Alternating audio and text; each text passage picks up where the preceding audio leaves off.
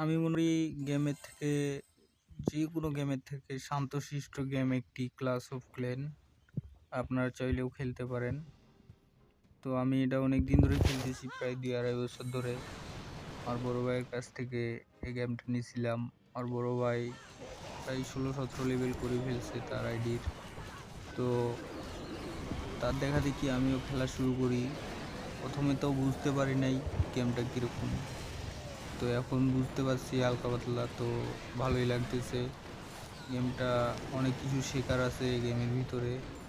তো আপনারাও অযথা ফ্রি ফায়ার না খেলে, পাবজি না খেলে আপনারা এই গেমটা খেলতে পারেন।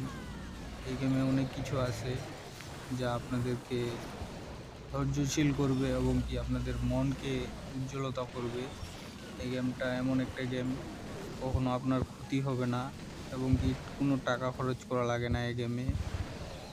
বিনা খরচে মনে করেন যে সময় পাস করবেন এবং কি ফ্রি ফায়ার না খেলে বেকার মানুষের সাথে, ছেলেপিলের সাথে বকাঝকা গালি এগুলো বাইর হবে না মুখ থেকে, খারাপ হবেন না কখনো।